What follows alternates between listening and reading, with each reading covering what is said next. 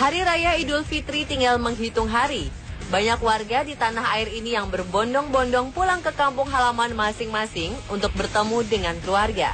Tradisi mudik memang tak pernah lepas dari rutinitas hampir seluruh masyarakat Indonesia saat Lebaran. Di antara sekian banyak moda transportasi yang digunakan, motor menjadi kendaraan yang paling banyak dipilih para pemudik untuk pulang kampung. Dirjen Perhubungan Darat Kementerian Perhubungan memprediksi penggunaan sepeda motor pada mudik Lebaran 2015 ini akan meningkat hingga 8% dari tahun lalu menjadi 2.022.343 sepeda motor. Hal ini disebabkan masyarakat masih menganggap kendaraan roda 2 lebih praktis dan ekonomis. Alhasil, jalanan menjelang Lebaran pun dipadati pengendara motor dengan boncengannya yang berisi barang-barang dan anggota keluarga, termasuk anak-anak. Di satu sisi, suasana ramai motor di jalanan seperti ini terasa seru. Namun di sisi lain, fenomena mudik dengan sepeda motor ini memicu kecelakaan naik sampai 200%. Data resmi dikeluarkan Mabes Polri menyebutkan bahwa hampir 70% kasus kecelakaan selama arus mudik Lebaran melibatkan pengguna sepeda motor. Di tahun 2013, jumlah kecelakaan sepeda motor mencapai 4.570 kasus.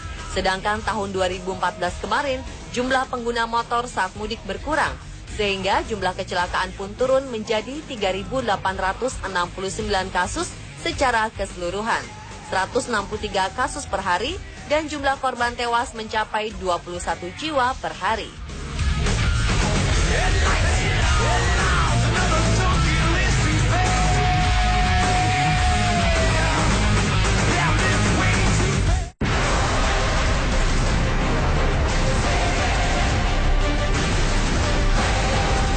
Dari sekian banyak penyebab kecelakaan motor saat mudik, faktor kelalaian manusialah yang seringkali menjadi penyebab utama kecelakaan motor saat mudik Lebaran.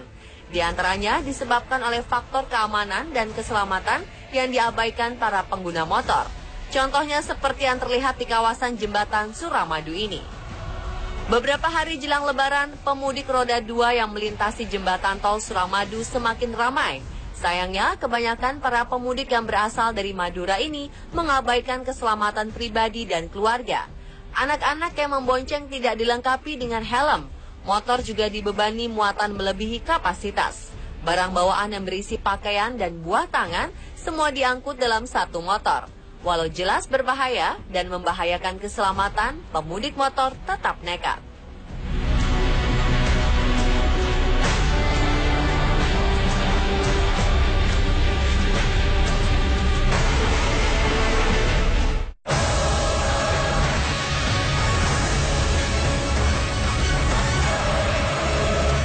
Selain itu, pengemudi motor saat mudik Lebaran juga seringkali tidak mengindahkan ketertiban berlalu lintas. Semua pemudik pasti ingin lekas tiba di tujuan, sehingga seringkali tak terlalu memperhatikan rambu lalu lintas dan situasi di sekitarnya. Banyak kecelakaan yang terjadi karena pemudik motor ingin menyusul kendaraan lain yang ada di depannya. Namun karena kondisi jalan yang rusak atau berkelok-kelok, membuat pengendara motor ini kehilangan kestabilan. Sementara dari arah yang berlawanan juga muncul kendaraan lain yang memacu kecepatan tinggi.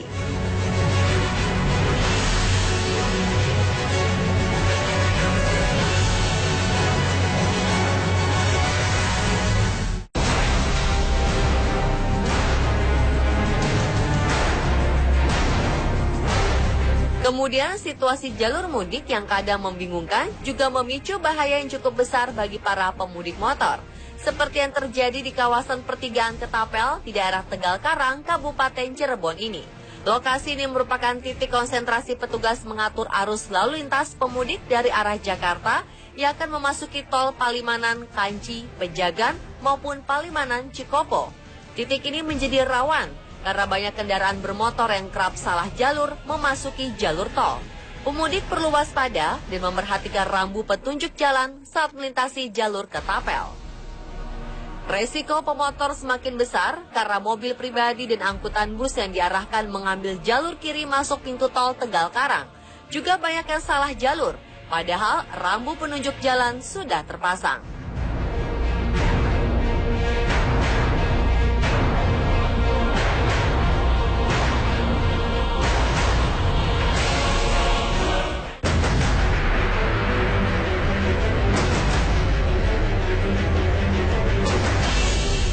juga faktor kelelahan dan mengantuk.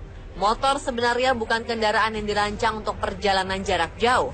Namun karena dinilai praktis dan ekonomis, kendaraan roda 2 ini pun banyak dipilih oleh para pemudik.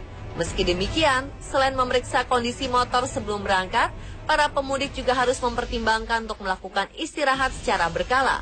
Misalnya, setiap jarak 40 km agar terhindar dari kelelahan dan mengantuk.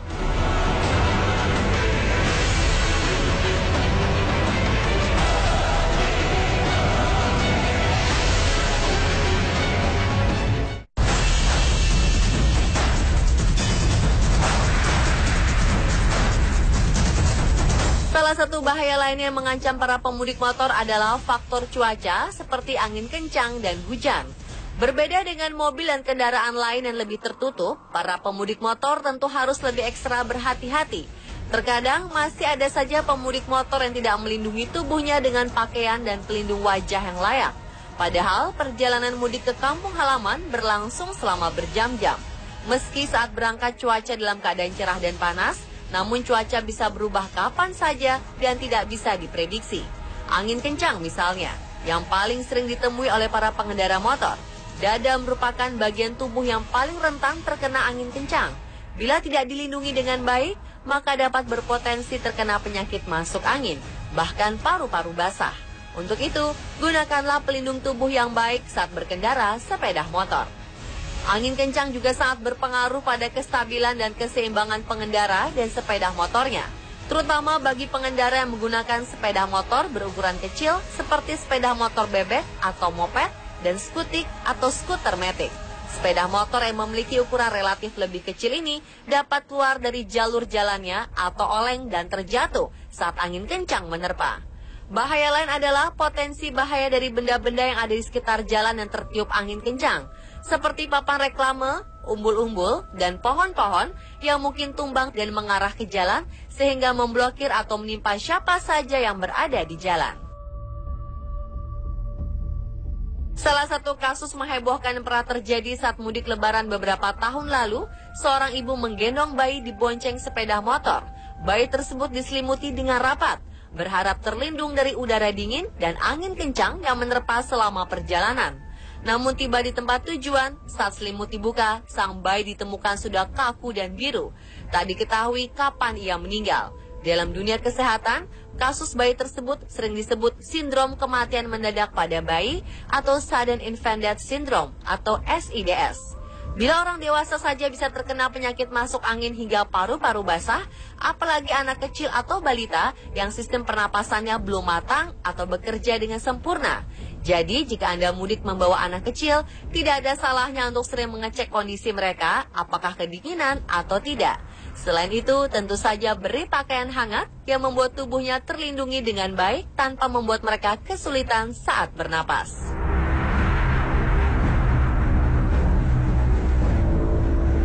Pemirsa, itulah beberapa informasi mengenai mudik dengan motor saat lebaran versi on the spot.